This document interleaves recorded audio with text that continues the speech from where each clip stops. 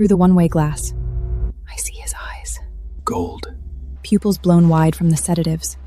The file says subject 737 can't focus, can't track movement, can't do anything but breathe and wait.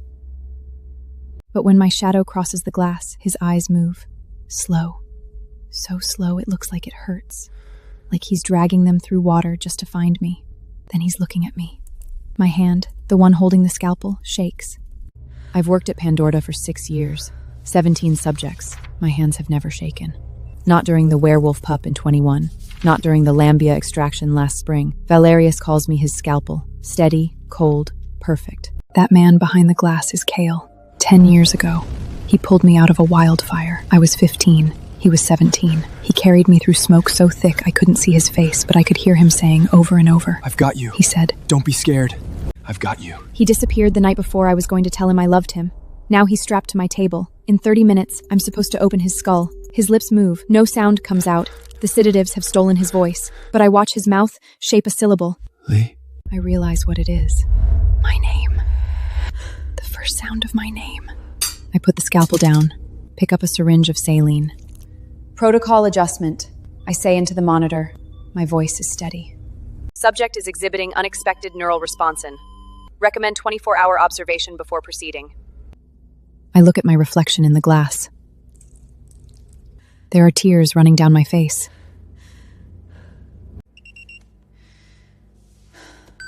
Dr. Vance, this is lab monitoring. Subject 737 is showing unscheduled consciousness fluctuation. Do you want us to increase sedation, or... I'll come down. The door opens behind me. I wipe my face with the back of my wrist before I turn around. It's a clean motion. Efficient. I've had practice. Finch is standing in the doorway. She's wearing her lab coat and her listening face, head tilted, eyes soft, mouth arranged into something like concerned. Dr. Vale. I noticed the protocol adjustment. Everything all right? Unexpected neural respansion. I pull off my gloves. Snap, snap. Pure blood specimens require more observation.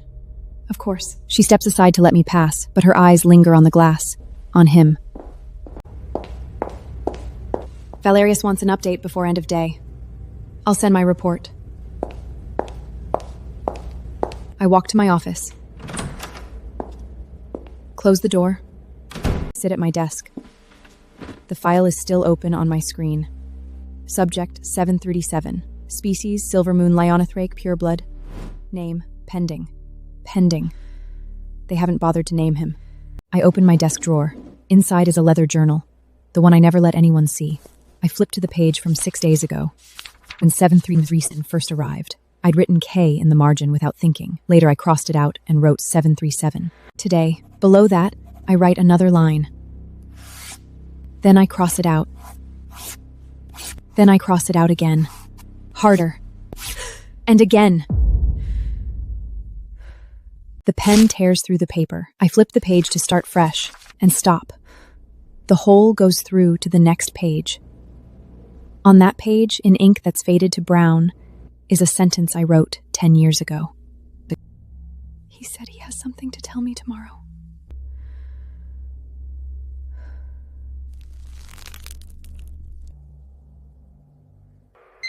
The phone rings.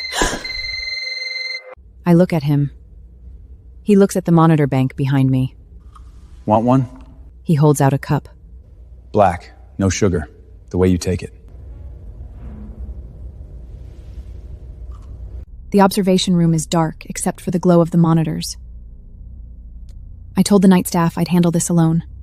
They didn't argue. Nobody argues when I use that voice. I stand at the one-way glass. He's awake. Not fully. The sedatives are still in his system, dragging at his eyelids, slathering his breathing. But his eyes are open. Gold, even in the dark. I press the intercom. Can you hear me? His head turns toward the sound. Slow. Heavy. I should say subject 737. I should say neural reaction test. I should say anything except what comes out of my mouth next. Is it you? Silence. 5 seconds. 6. His chest rises and falls. His hands, strapped flat to the table, curl into fists. Then he speaks. His voice is wrecked, scraped raw by the drugs. You've got the wrong person. His fists tighten. I watch his thumbnail dig into his palm, dig until something dark wells up in the crease of his hand. He's bleeding, and he's lying to protect me. All right, I say into the intercom. Thank you for your cooperation. My voice doesn't waver. I turn off the mic. Walk out of the observation room. Walk out of the O-pins. The door clicks shut behind me. In the hallway, I crouch down. Put my forehead on my knees. Count to 30. Then I stand up. Marcus is leaning against the wall by the water fountain. 2 cups of coffee in his hands. I don't know how long he's been there. Late night, Dr. Vance. Marcus doesn't move. I take the coffee. My fingers brush his. Cold. He's been standing here a while. You were in observation room 3. Not a question. Consciousness fluctuation. Standard monitoring. At 2 in the morning? I don't answer. Drink the coffee. Bitter.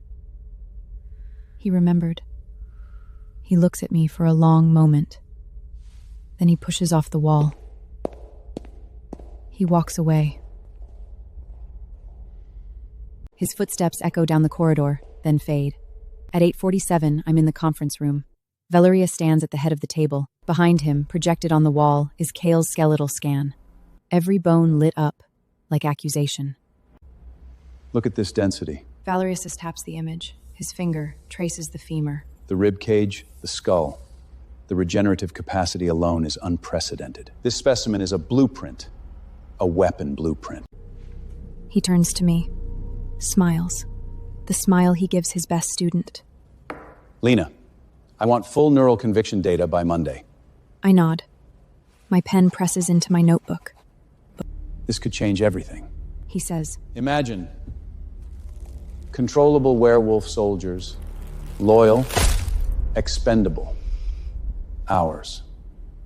The pen tip snaps through the page. I excuse myself after the meeting. Go back to the observation room. The night shift is gone. I'm alone. Kale is awake. The sedatives are wearing off. I don't press the intercom. He can't hear me anyway. But he mouths something. Slow, deliberate. Like he's been practicing. It's okay. Do what you have to do. He thinks I can't see him. The one-way glass makes him invisible to himself. He's comforting me. My knees buckle. Just once. I catch myself on the console. My knuckles go white. On the monitor, my silhouette hasn't moved. I straighten up. Walk to my office. Open my laptop. I create a new folder. Name it something no one will click. I start with the logs. Every sedative dose, every vitals reading, every incident report that Valerius buried. I copy them all into the folder. It takes 3 hours. My coffee goes cold. I drink it anyway. Then I pull up subject 73D7's active protocol. The evening dose is scheduled for 1900 hours. Neuroinhibitor. High concentration. Enough to keep him docile for the next day's tests. I change the entry. Saline solution. Standard volume. Reason. Monitoring baseline neural response without chemical interference. If anyone checks, it'll look like a legitimate protocol variation. I've been here 6 years. I know what passes inspection. At 1847, I walk into the lab. The attending nurse hands me the prepared syringe. I check the label. She's pulled the original protocol. Neuroinhibitor, exactly as ordered. Actually, I'm adjusting this one. New baseline protocol. I pull a fresh syringe, fill it with saline, label it, initial it. Hand the other one back. The nurse doesn't blink. Dr. Vance makes adjustments. That's what Dr. Vance does. I enter the containment room. Cale's eyes are half closed. The afternoon dose hasn't fully cleared. I swab his arm. Find the vein. Insert the needle. Push the plunger. His eyes open wider. Not much. But enough. I'm pulling the needle out when the door opens behind me. Dr. Vance? Finch. Of course. She's holding a tablet.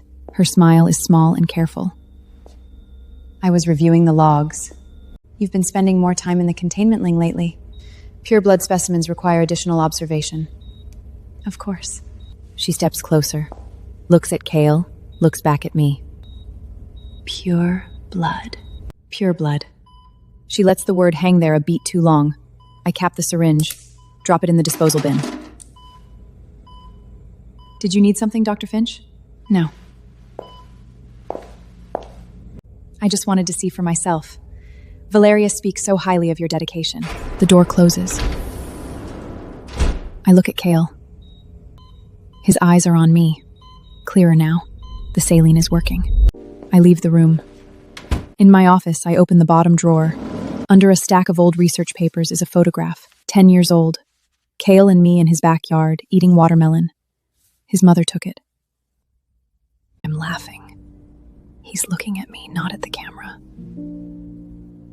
I look at it for 3 seconds. Close the drawer. The next morning, I schedule a neural reflex assessment. It's a real procedure. Standard, non-invasive, monitoring electrodes, stimulation response tracking, nothing that raises flags. But it requires physical contact. I enter the containment room alone. Cale is more alert today. 2 sarin doses in his system now. His eyes track me as I set up the equipment, not like a specimen watching a researcher, like someone waiting. Neural reflex assessment, I say into the room mic. For the record, connecting monitoring electrodes now. I lean over him, attach the first electrode to his temple. My fingers brush his skin. He flinches, a reflex, automatic, wired into every werewolf who's been strapped to a table. Then he stops. His body goes still, deliberately still, like he's telling every muscle to stand down. He knows it's me. I attach the second electrode, the third. My hand passes near his on the table restraint, not touching, close enough to feel the heat of his skin. Werewolves run hot. I read that in a file once. The file didn't mention that the heat travels, that it climbs up your wrist and settles somewhere behind your ribs. I'm reaching for the 4th electrode when I feel it, his knuckle, against the side of my hand. Barely a touch. 1 knuckle. The lightest pressure. Only a second. Then it's gone. The monitors can't pick it up. The cameras won't catch it. It never happened. Reflex response normal, I say into the mic. Continuing assessment. I finish the procedure. Pack up the equipment. Walk out. In the corridor, I stop. Put the back of my hand against the cold concrete wall. The heat is still there. It stays there for a long time. I've worked at Pandorna for 6 years. I've never asked anyone for coffee. The reply comes in 11 seconds. Same time, same place. The heat on my hand fades. I push off the wall and walk to my office.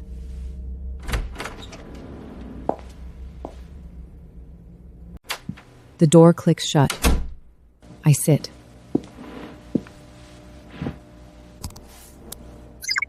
Open my laptop. Valerius's encrypted database requires level 5 clearance. I have level 5 clearance. I've never used it for anything except filing reports. Tonight, I use it to search one thing: 7387 capture report. The file is buried under 3 layers of redaction.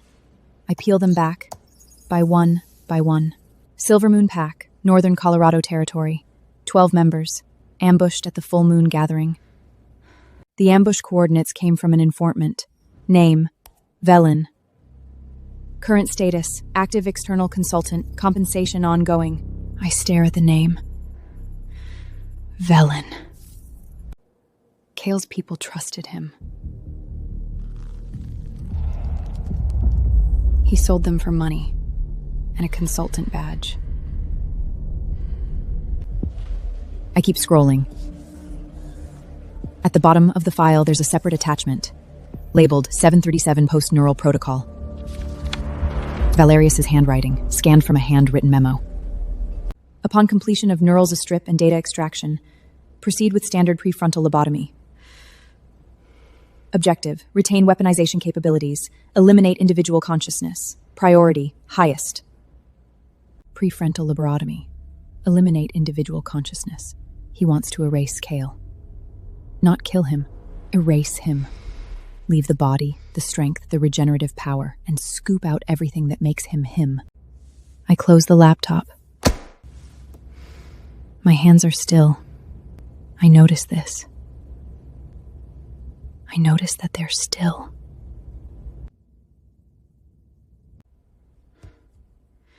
The same hands that shook 3 days ago.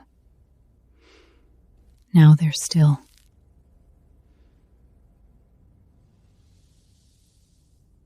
I open my messages. Find Marcus's contact. Type 4 words. Coffee tomorrow. My treat.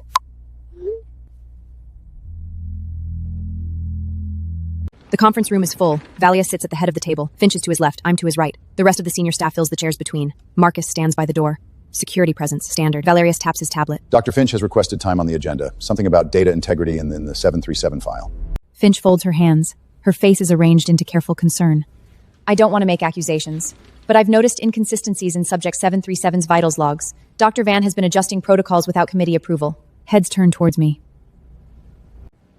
The logs show a pattern. She projects a chart onto the wall. Red highlights, pointed arrows. Reduced sedation, altered observation schedules. And this?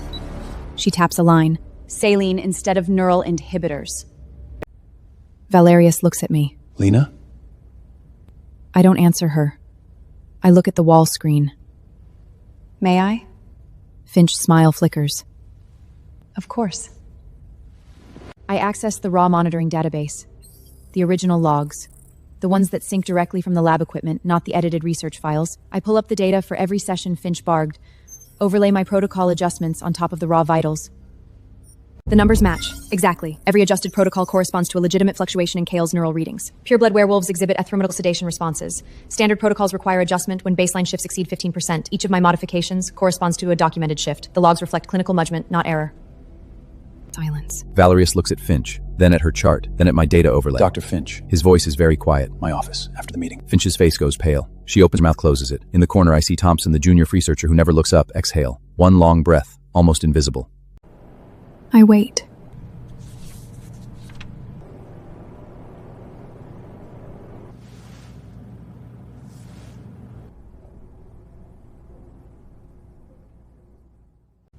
Finch doesn't look at me for the rest of the meeting.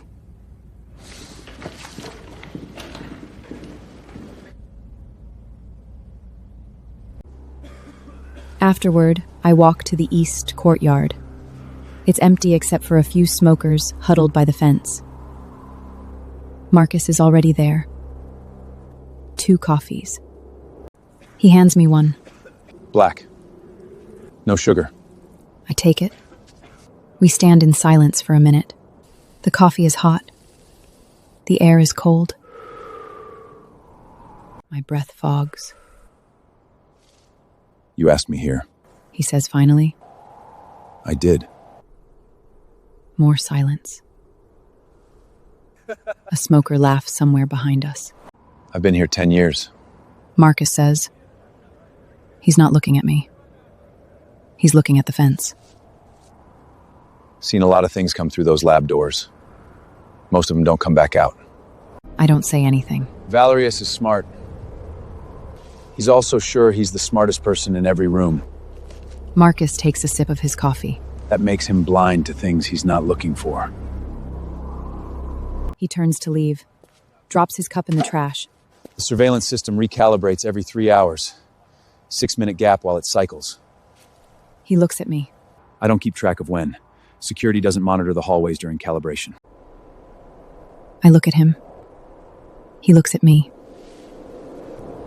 I nod. Once. Small. He walks away. I stand there until my coffee goes cold. Then I check my watch. The next calibration window starts in 2 hours and 12 minutes. I walk back inside.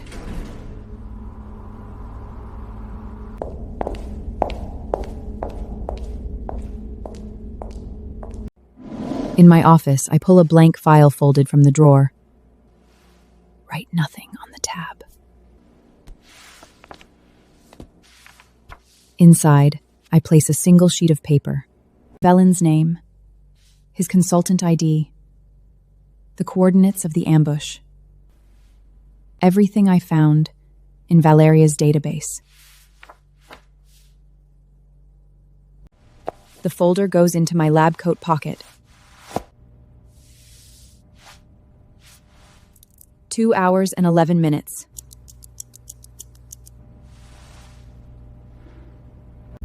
Two hours and 11 minutes later, the surveillance system cycles. I don't hear it happen. No click, no hum, no warning light, just a 6-minute hole in the building's memory.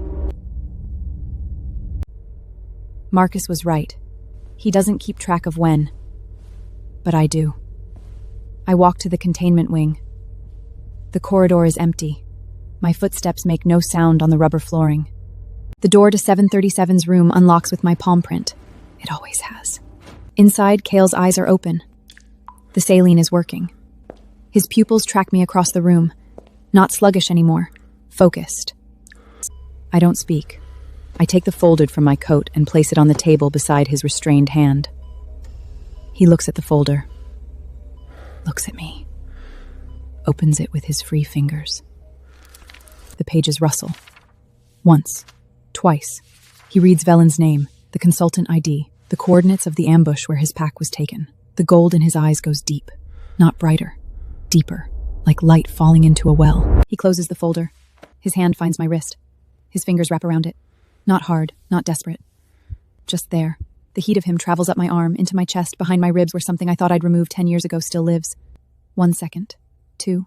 He lets go. He nods. I take the folder back. Slide it into my coat. Turn toward the door. Then I hear it. Voices in the corridor. Valerius. Velin, the next set of coordinates you provided I stop breathing.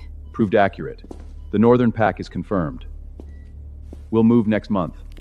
The voices fade down the hallway. Away from this door. I wait 30 seconds. 40. Then I slip out. The corridor is empty again. The notification arrives on a Tuesday. I'm in my office reviewing vitals logs when my terminal pings with a message flagged external oversight, priority. I open it. Supernatural Creature Regulatory Commission, Notice of Ethical Review Hearing. Subject, Pandora Organization Research Protocols. Lead researchist, Dr. Lena Vance, is requested to present findings on Subject 737. Below the formal text a handwritten note wants all senior staff in Conference A at 2 p.m. to prep. I read the notice twice. Then, I pull a blank storage card from my desk drawer. Insert it into my terminal. Begin copying files. Every sedative overdose. Every falsified death certificate. The 412 file. The werewolf pup who died of pain shock, logged as natural exhaustion. The Velin transactions. The lobotomy order. One by one, they fill the card. At 2 p.m., I'm in Conference A. Valeria stands at the head of the table, smiling. This is an opportunity. The Commission wants transparency. We'll give them a showcase. Dr. Vance will present 737's neural mapping as our crown achievement. Clean data, clean methods. Nothing for them to question. Heads nod around the table. Finch's seat is empty. She's been relocated to a secondary lab since the data integrity incident. Lena, you'll handle the presentation? Of course. Under the table, my fingers find the storage card in my pocket. I push it into my tablet's port. Click. It's the quietest sound in the room. Valerius is still talking. No one hears it. Only me. October 14. 3 representatives sit at a long table facing the presentation floor. Their nameplates read Heiress, Okonwe, Varma. Heiress is the eldest. Silver hair pulled back. Eyes that don't blink often. Valerius presents first. He speaks of Pandora's contributions to human safety, of ethical containment, of necessary sacrifices for a vulnerable species. I watch the representative's faces. Heiress' expression doesn't change. Okongwa takes notes. Varmia's pen hovers. Then it's my turn. I stand, walk to the presentation podium, open the folded I prepared. The first page is not data. Dr. Vance, you are the lead researcher on Subject 737. Yes. We understand Pandora intends to showcase this subject as a model of ethical research practice. I look at Valerius. He's smiling, nodding. I look back at the representatives. Below, I will present 41 documented violations of the Supernatural Creature Research Ethics Convention committed by Douglas's smiles freezes. over the past 6 years. First violation. I turn the page. 3 years ago, subject 4 or 1 well. Cause of death, pain shock induced by excessive neural inhibitor dosage. Heiress' pen moves. Second violation. Subject 737. This is absurd! She's clearly... Dr. Valerius, you will sit down and allow Dr. Vancing to complete her statement. He sits. I continue reading. My voice doesn't shake. My hands don't shake. I've been practicing. When I finish the 41st violation, I close the folder. Heiress looks at me. Her expression hasn't changed, but something in her eyes has. Dr. Vance, do you have evidence to support these claims? I reach into my pocket. I have original surveillance footage, transdirection, handwritten memos, and the unredacted capture report for Subject 737, including the name of the informant currently serving as a Pandora consultant. I place the storage card on the podium. The room is very quiet. Heiress gestures to an aide. The storage card is loaded. The wall screen flickers to life.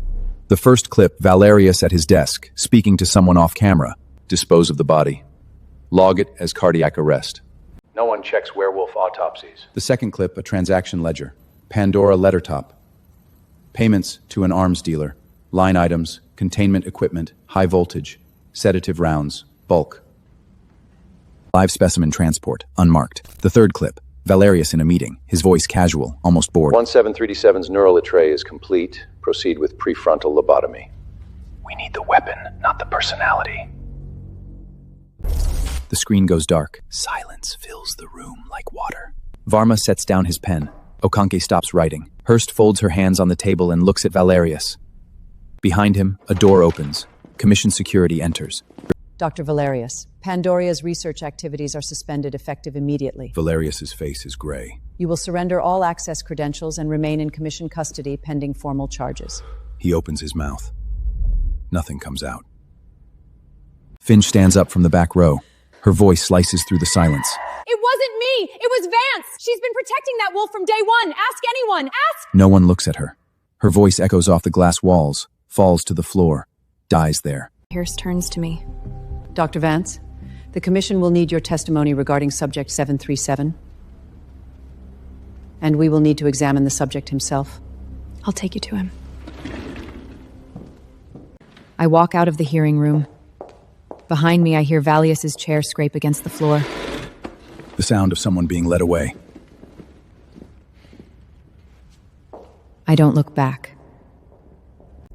The containment wing is quiet. Commission staff follow at a distance. I enter my palm print one last time. The door to 737's room unlocks. Kale is sitting up. The restraints are still in place, but his eyes are clear. Gold. He's been waiting. I cross the room. Kneel beside the table. My fingers find the release mechanisms. Standard Pandora design.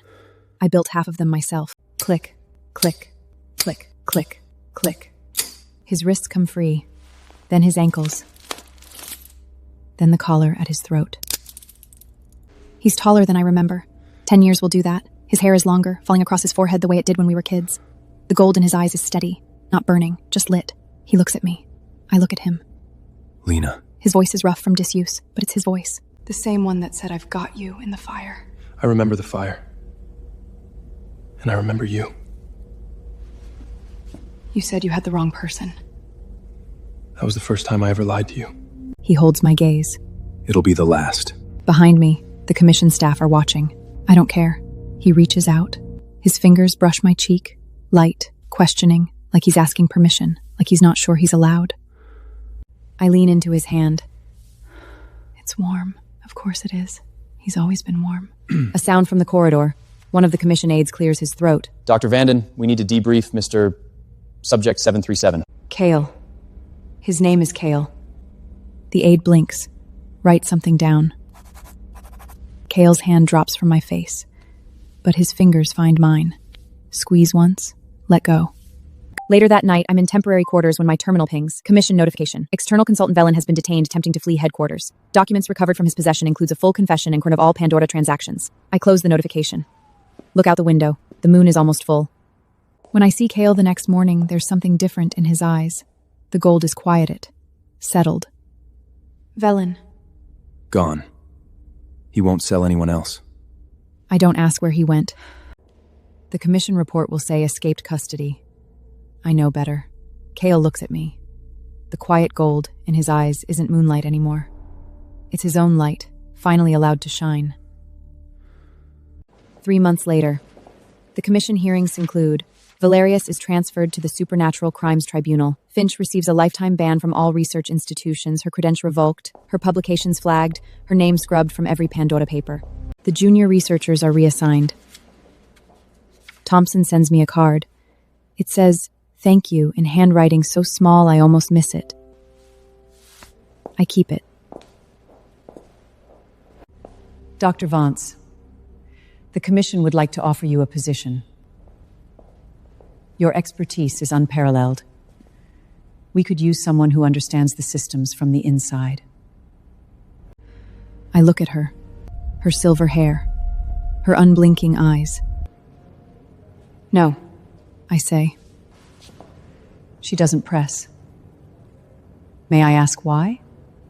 I think about the answer. The real one. Because I've already dissected myself once. I don't want to dissect anything else. She nods. Once. Small. Like she understands more than I said. Outside the commission building, the sun is bright. Denver sprawls under a blue sky. And standing across the street, not hiding in any shadows, is Kale. His hair catches the light. His eyes find mine across 4 lanes of traffic. I cross the street. He doesn't say anything. Neither do I. We just stand there, on the sidewalk, in the sun, while cars pass and the city hums around us. After a while, he reaches for my hand. I let him take it. Where now? I think about the severance pay from Pandora, the land I've been looking at online, New Mexico, big sky, room and high, room to run.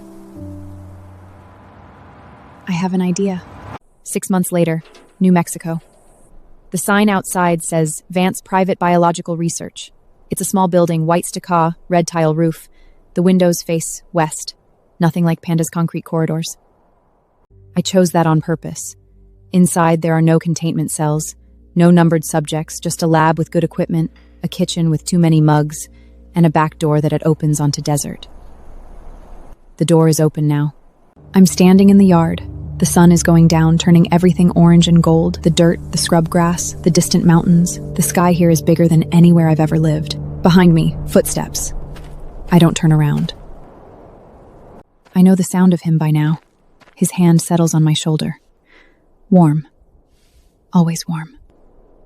Food's ready. Okay. I don't move. Neither does he. His hand stays where it is. The weight of it is something I've learned to lean into, without leaning at all. In the distance, a sound rises, long, low, winding through the fading light. A howl, then another. 3 voices, maybe 4. Kale's people, the ones who survived, who found their way here across months and miles. They come on the full moons, sometimes in between. Tonight isn't full, but they're out there anyway.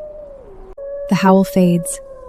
The wind picks up, carrying the smell of sage and cooling earth. We should go in. Neither of us moves. Yeah. His fingers curl slightly against my shoulder. Not pulling.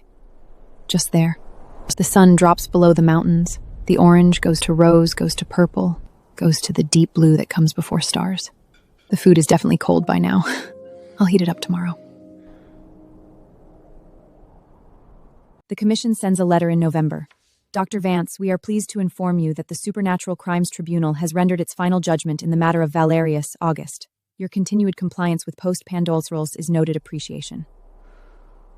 I read the letter twice, then I fold it and put it in the drawer with the photograph and Thompson's thank you card. Cale is outside fixing the fence along the eastern property line. I can see him through the kitchen window. He's wearing the worn-out shirt with a hole in the sleeve. His hair is tied back. The afternoon sun catches the gold in it. He looks up, like he knows I'm watching.